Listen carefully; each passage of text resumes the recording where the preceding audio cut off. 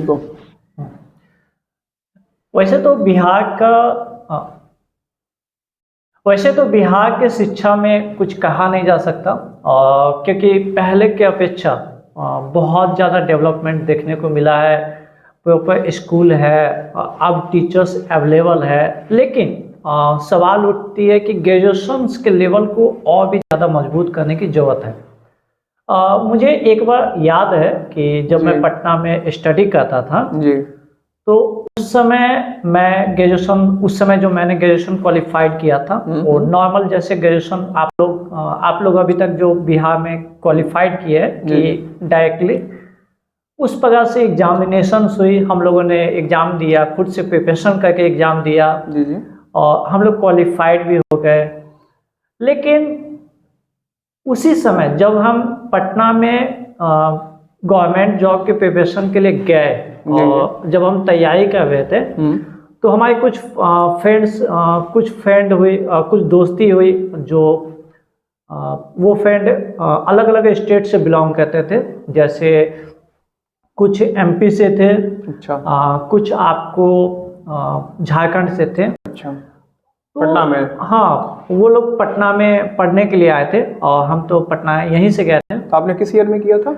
ये 2014 से लेके पटना में हम जो रहे थे 2014 से लेके 2018 तक। अच्छा, 2004 साल का था। तो यहाँ पे एक घटना हमें बहुत ही ज़्यादा अचंभित किया क्या? कि जब हम तैयारी के लिए गए उस समय हम बेसिक एसएससी का तैयारी के लिए गए थे। एसएससी का तो पता है कि बिहार के इंग्लिश कम्युनिकेशन बहुत ज़्यादा कमजोर होता है। हाँ, बच्चे यहाँ पे इंग्लिश बोल ही नहीं पाते हैं, एटलीस्ट आते ही नहीं है। सही बात। लेकिन एक बात हुई कि जब हम वहाँ पे झारखंड वाले बच्चे से हमने बात किया कि उसकी स्किल्स मेरे अकॉर्डिंग बहुत ज़्यादा थी। अच्छा। और जब हमने उससे चेक किया कि यार ग्रेजुएशन के इतने अच्छे अच्छे टॉपिक आप कैसे जानते हो। अच्छा। क्योंकि दोनों का सब्जेक्ट तो सेम है। बिल्कुल। और हमें पता नहीं इतनी डीपली, आपको डीपली कैसे पता है। अच्छा। तो उन्होंने साफ कहा कि फर्स्ट हमने 3 साल तक कॉलेज में स्टडी किया है। अच्छा। वहाँ पे एक एक डीप नॉलेज लिया है। इस वजह से हमें उसका प्रिपरेशन और स्किल्स पता है कि कब इतिहास में कब क्या घटना हुई थी, वो सब कुछ उसको डीपली में पता थी। और वही चीज़ हमें पढ़ना पड़ा था। रीजन है कि हमने ग्रेजुएशन में उस प्रकार का स्टडी यहाँ पे नहीं कर पाए थे और ये बहुत बड़ा दिक्कत हो गई थी। तो सर आपका ये जो ग्रेजुएशन था क्या था, इसका कोर्स क्या था आपका? हमारा जो ग्रेजुएशन कंप्लीट हुआ था वो आपको फिजिक्स से हुआ था जी। और हमने पटना में हमारे जो फ्रेंड्स वहाँ पे कंप्लीट किए तो वो भी फिजिक्स से किए थे जी। बट वहाँ पे कुछ चीज़ें कॉमन्स हुई कि हमने जो फिजिक्स कंप्लीट किया था वो नॉर्मल अपने से स्टडी करके। अच्छा। और उनकी जो फिजिक्स कंप्लीट हुई तो कॉलेज को कंप्लीट करके। क्या किस कॉलेज से थे आप? हम हमने ग्रेजुएशन जो अपने कंप्लीट किया वो मुजफ्फरपुर यूनिवर्सिटी से कंप्लीट किया था। अच्छा। वहाँ से एग्जामिनेशन हमारी 2017 में कंप्लीट हो चुकी थी। अच्छा। और हमने फर्स्ट डिवीजन से क्वालिफाइड किया था। कांग्रेचुलेशन। हाँ, वहाँ पे एक चीज़ मेनली हमने ग्रेजुएशन तो कंप्लीट कर लिया बट हमें अंदर से खुद लगता था कि वो स्किल्स अभी भी नीड है हमें, जो कि पर्टिकुलर जो ग्रेजुएशन में पढ़ाया जाता है। अब यहाँ पे एक चीज़ एक तो स्किल्स में डिफरेंट हमें देखने को दिख जाती है। सेकेंड, इंग्लिश की स्किल्स बहुत ज़्यादा डिपेंड करता है यहाँ पे कि उन्होंने ग्रेजुएशन कंप्लीट किया तो प्रॉपर ढंग से उन्हें स्किल्स इंग्लिश में पढ़ाई गई और बहुत ही बेहतर ढंग से उन्होंने इस चीज़ को पढ़ा। हमें इंग्लिश की ज़्यादा स्किल्स नहीं दी गई क्योंकि बिहार से बिलोंग करते तो यहाँ पे इंग्लिश अभी भी कमज़ोर है। मतलब आप ये बोलना चाहते हैं कि आप जब ग्रेजुएशन अपना कंप्लीट किए तो जो स्किल्स एक ग्रेजुएटेड स्टूडेंट्स को आनी चाहिए, जिस लेवल का स्किल्स उन्हें आना चाहिए वो आप उस लेवल तक प्रिपेयर नहीं थे या आपके कॉलेज के द्वारा उस लेवल तक का इन्फॉर्मेशन और प्रिपरेशन नहीं कराया गया। हाँ, एकदम सही। यही और जो इंग्लिश की बात रही तो ऑफकोर्स जानते हैं कि बिहार में इंग्लिश उतना मतलब वैल्यू बहुत ज़्यादा है बट लोग उससे फ्रेंडली बहुत कम है। तो आपका था कि अगर कोई बंदा जो झारखंड से है वो कंपेरिजन टू आप बिहार से हैं तो जो आप बिहार वाला बंदा था उसका इंग्लिश ज़्यादा स्ट्रांग था आपके कंपेरिजन में। एकदम सही। अच्छा। तो यहाँ पे अब यहाँ पे डिफरेंट क्या हुआ, एक और डिफरेंट हमें बाद में देखने को मिला। अच्छा। कि उसकी इंग्लिश बहुत स्ट्रांग हो गई, उसकी सब्जेक्ट भी स्ट्रांग थी, तो वो किसी भी चीज़ को बहुत बारीकी से तुरंत समझ लेता था। हाँ, ये तो और वहीं पे हम लोगों को बहुत दिक्कत हो जाती थी फर्स्ट कि आप हर बच्चे की तरह कि पहले इंग्लिश समझो कि हाँ भाई क्या लिखा हुआ है। अच्छा। उसके बाद इंग्लिश समझ गए, उसके बाद उसके डीप से नॉलेज भी करना उस सब्जेक्ट का कि कौन से सब्जेक्ट की आप तैयारी कर रहे, तो ये सब देखने को मिला था। लेकिन यहाँ पे हम एसएससी का तैयारी कर रहे थे, जिस वजह से हमें ज़्यादा परेशानी नहीं हो पाई, क्योंकि वहाँ पे ग्रामेटिकल्स बहुत ज़्यादा थी और ग्रामेटिकल को हम लोग यूज किए तो वो बेसिक समझ में आ जाती हैं। बट फिर भी कहा जाए तो उनके अकॉर्डिंग हमारी स्किल्स थोड़ा सा कम ही हो जाता। मतलब एसएससी में बेसिक इंग्लिश आपका स्ट्रांग था आपके मतलब के अनुसार। तो ये चीज़ हम भी कह के चलेंगे कि बच्चे अगर बिहार के बच्चे की क्लास जो है स्किल्स जो है अगर 3 साल वो ग्रेजुएशन यहाँ कंप्लीट करते हैं तो हम भी कह सकते हैं कि आने वाले दिनों में या बिहार के हर बच्चे उस प्रकार के उनको स्किल्स होगी, नॉलेज होगी कि बड़ी बड़ी कंपनियों में ये जाके हर बच्चे जाके फाइट कर सकते हैं। ऐसा नहीं है कि बच्चे अभी फाइट नहीं करते, बहुत से बच्चे हैं जो कि अलग अलग सेक्टर्स में जाके बच्चे के अभी के जो ग्रेजुएशन कंप्लीट करते हैं वो जाके फाइट कर लेते हैं। अच्छा। लेकिन हर बच्चे नहीं करते। डिफरेंट ये हो जाता है ना कि सपोज 100 बच्चे में से एक बच्चे ने जॉब ले लिया, 2 बच्चे ने जॉब ले लिया, तो हम उससे नहीं कहेंगे जॉब। नहीं, सही बात है। स्किल्स का मतलब होता है कि 100 बच्चे में से 100 बच्चे कहीं ना कहीं जाके उसमें क्वालिफाइड कर ले, ऑफ कोर्स, तब जाके कहलाएगा कि हम बच्चे को प्रॉपर अच्छी ढंग से स्किल्स दिया गया है। अच्छा। और ये चीज़ बिहार के टीचिंग्स में लागू होना चाहिए कि बच्चे को प्रॉपर ढंग से जो भी ग्रेजुएशन में वो कंप्लीट करना चाहते हैं उसको प्रॉपर अच्छी तरह से स्किल्स मिले। आज भी हम देखते हैं कि जो ये बच्चे ग्रेजुएशन कंप्लीट करते हैं, अगर आप बिहार से बिलोंग करते हैं तो आपको अच्छी तरह से पता है कि बिहार में ग्रेजुएशन की स्टडी अभी ज़्यादातर ऑनलाइन मिलती है या फिर ज़्यादातर आपको डिस्टेंस से या फिर आप कॉलेज जाते हैं तो आपको मेनली सभी सब्जेक्ट हर जगह अवेलेबल्स नहीं होती है। तो ये हर कॉलेज की बात नहीं है, ये कुछ सिटी मेन कॉलेज या सिटी वाले कॉलेज को छोड़ के जो डिस्टेंस में कॉलेज है तो ये सब कॉलेज में अभी भी देखने को मिलता है। तो ये बात रहा, जैसा कि आपने बोला कि अगर बिहार के बच्चे आफ्टर ग्रेजुएशन वो फुल्ली स्किल्ड नहीं है और उन्हें इन फ्यूचर प्रॉब्लम हो सकती है for job purpose, for competition purpose और एनी पर्पस जो उनके लाइफ में उनको पैशन प्रोफेशन में हेल्प करे। तो आपके हिसाब से आप ये बताइए कि आपने तो एक गंभीर समस्या उठाई बिहार के एजुकेशन के बारे में कि ग्रेजुएशन के बाद बच्चे अनस्किल्ड हैं या उन्हें जॉब्स के में प्रॉब्लम हो सकती है। तो क्योंकि मैं भी अभी ग्रेजुएशन कर रहा हूँ इन फ्रॉड और नाउ टाइम दिस टाइम, सो अभी आपके हिसाब से सॉल्यूशंस क्या हो सकती है अगर जो बच्चे अगर मतलब उस तरीके के स्किल्ड नहीं रहे या मतलब कैपेबल नहीं है अपने जॉब को पाने में या थोड़ा कमजोर रह गए, जिनके इंग्लिश कमजोर रह गई, तो उन बच्चों को क्या करना चाहिए ताकि वो मतलब उन सभी चीज़ों से फाइट करके वो आगे बढ़ सके और नॉर्मल बच्चों की ही तरह, बाकी स्टेट के बच्चों की ही तरह वो फिर आगे बढ़ सके? आपके हिसाब से क्या इसका सॉल्यूशन हो सकता है? हाँ, ये तो बहुत ज़्यादा जो है कि इसे ठीक कैसे किया जाए। जी जी। लेकिन उससे पहले मैंने एक छोटी सी एग्जांपल आपको देना चाहूँगा जी कि हम लोग की ऑलरेडी इंस्टीट्यूट है जहाँ पे हम लोग इंटरव्यू करवाते हैं बच्चे को। अच्छा, किस चीज़ का इंटरव्यू?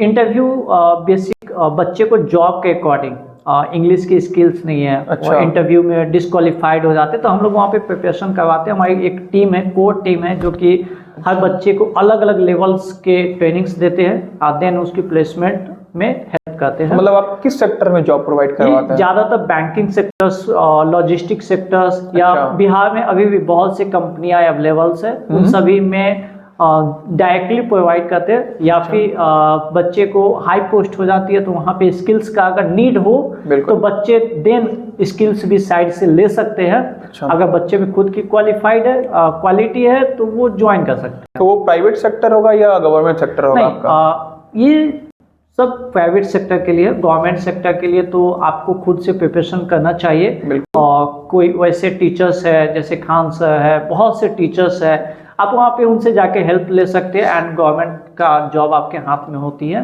लेकिन प्राइवेट में ऐसी कोई गाइडलाइंस नहीं दी गई है। आप ऑल ओवर इंडिया में देखिए कि ऐसी कोई भी इंस्टीट्यूट प्रॉपर ढंग से आपको बताई नहीं गई है कि आपको कहाँ पे कैसे ज्वाइन करना चाहिए, कैसे क्या उसके रिक्वायरमेंट होगी, कैसे फुलफिलमेंट होगी।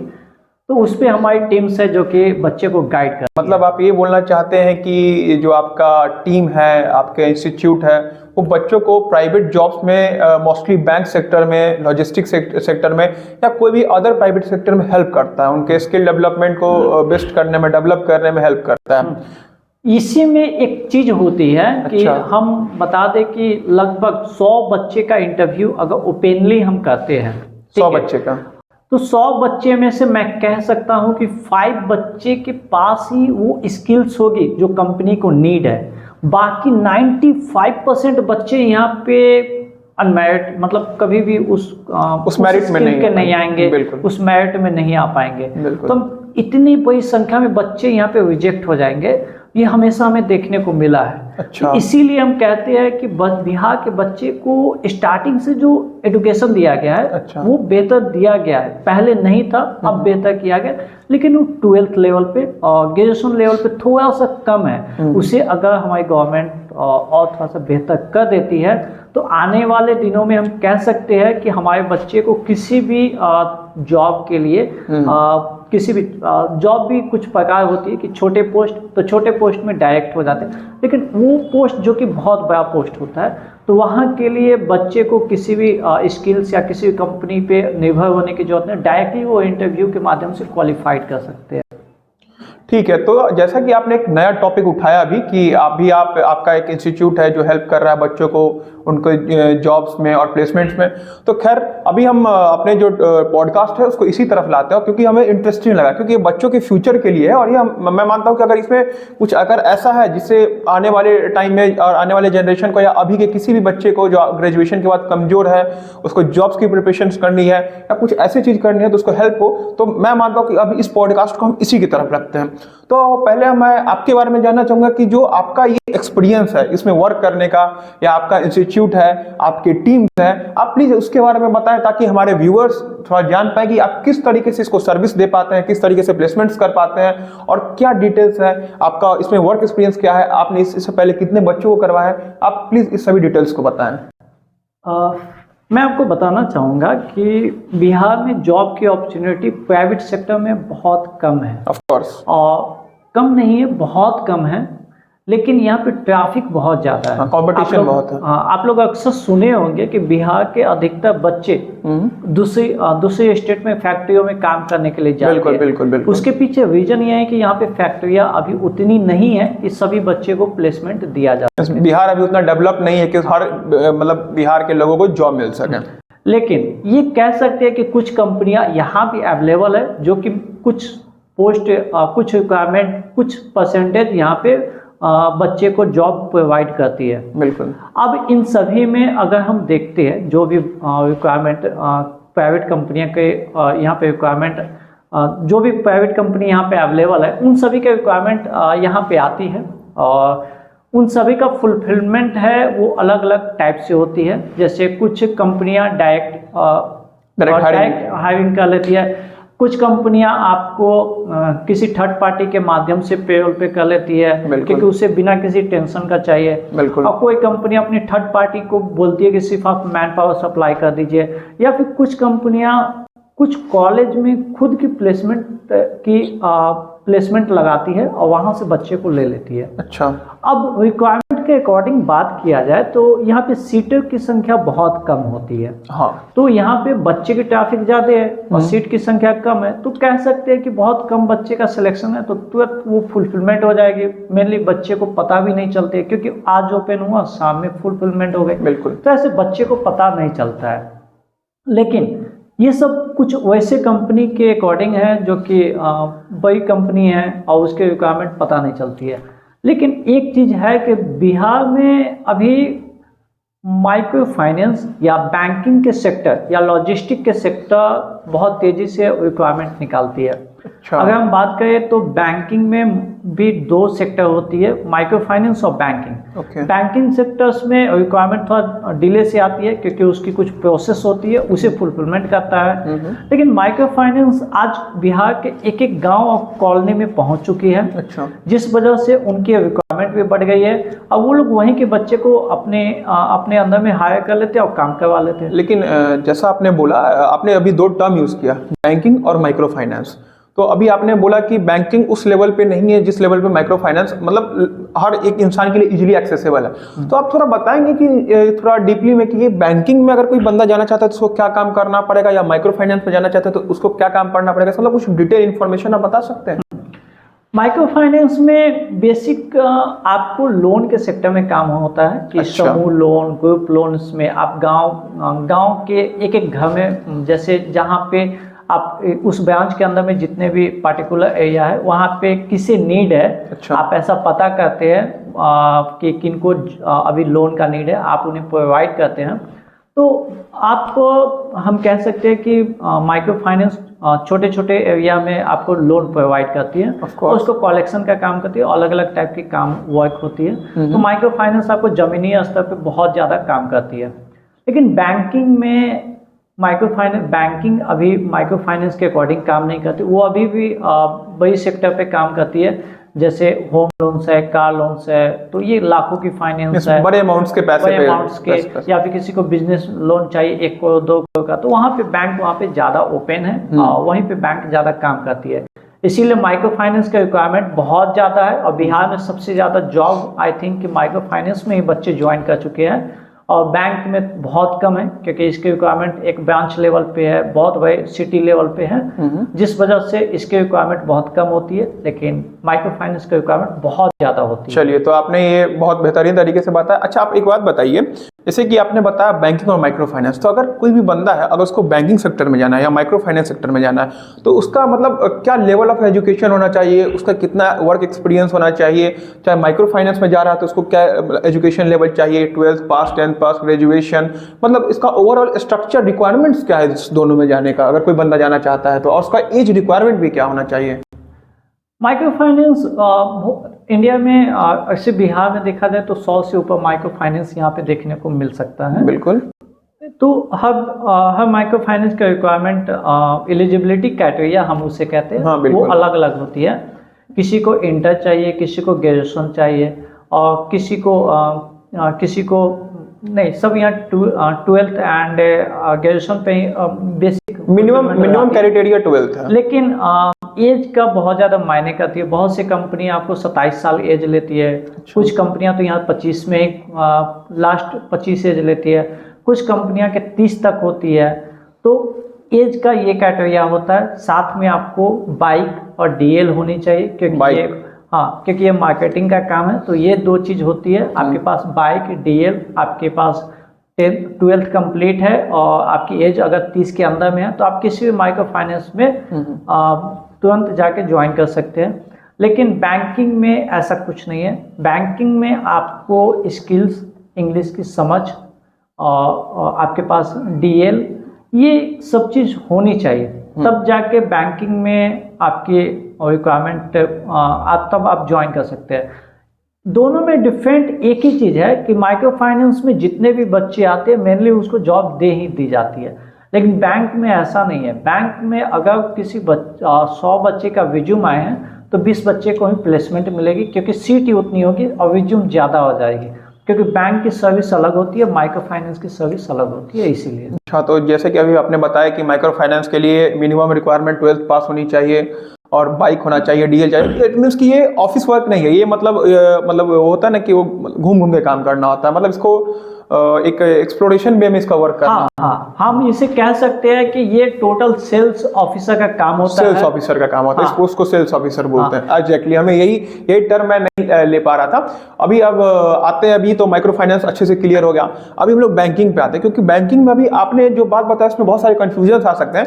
जैसे कि आपने बोला कि पहले तो इसमें टोटली इंग्लिश क्लियर होना चाहिए आदमी का, जो बिहार में सबसे बड़ा प्रॉब्लम है लोगों के साथ। फिर उसके साथ जो उसका कॉम्पिटिशन का क्वेश्चन होगा वो आना चाहिए, interview review clear I think करना ही होगा। तो मैं ये जानना चाहता हूँ कि जैसा कि आपने बैंकिंग का बोला कि 100 अगर लेट द पर्सन 100% अप्लाई करते हैं तो यहाँ पे 20 पोस्ट है तो 20% ही सिलेक्शन होगा। तो वहाँ पे जो कंपटीशन होगा, इवन जो 20% ही अगर 100% में से 20% बच्चे ही सिलेक्ट हो रहा है तो वहाँ पे कंपटीशन का तो लेवल बहुत हार्ड होगा, बहुत ज़्यादा। बहुत ज़्यादा। तो अभी आप ये बताइए कि जो बच्चे अगर इसके लिए तैयारी कर रहे हैं, अगर उनको क्या चीज़ पे फोकस करना चाहिए कि उसको मतलब बैंक क्लियर हो जाए, अगर एक अटेम्प्ट में क्लियर हो जाए? फर्स्ट, बच्चे के पास मेनली इंग्लिश की कम्युनिकेशन थोड़ा सा वीक होती है। सेकेंड, अगर बात किया जाए तो बच्चे अपने रिज्यूम को ठीक से नहीं शो कर तैयार पाते हैं। थर्ड, बच्चे के पास बाइक और डीएल नहीं होती है, ये भी एक मेजर प्रॉब्लम। बैंकिंग में बाइक डील का जरूरत है? हाँ, क्योंकि वहाँ पे मार्केटिंग का काम होता है। क्योंकि माइक्रो फाइनेंस में भी आपने बोला कि बाइक डीएल रिक्वायरमेंट होता है, बट बैंकिंग में होना जरूरी ही है। बैंकिंग की पोस्ट जो होती है वो 4 टाइप से डिवाइड है, मैं आपको बाद में बता दूंगा। ये सबसे नीचे लेवल की पोस्ट है। तो यहाँ पे हम लोग जिससे बात करें वो सबसे डाउन लेवल की पोस्ट है। यहाँ पे भी आपको बैंकिंग में बाइक और डीएल का रिक्वायरमेंट होगी। और मेन लास्ट जो होता है वो इंग्लिश की समझ करना। अगर आपके पास इंग्लिश की समझ नहीं है, आप सपोज किसी का मेल नहीं पढ़ पाते हैं, चाहे आपको किसी कोई इंस्ट्रक्शन नहीं पढ़ पाते इंग्लिश में, तो डेट्स यहाँ पे थोड़ा सा आप रिजेक्ट होने की संभावना होती है। मतलब ये सब प्रॉब्लम। अगर इंग्लिश की कम्युनिकेशन थोड़ा सा आपकी बेहतर है तो आप आराम से बैंकिंग के इंटरव्यू को क्वालिफाइड कर सकते हैं, आपकी सिलेक्शन हो सकती है। चलिए, तो आपने ये सब बताया बेसिक्स चीज जो माइक्रो फाइनेंस और बैंकिंग में हमें जरूरत पड़ती है।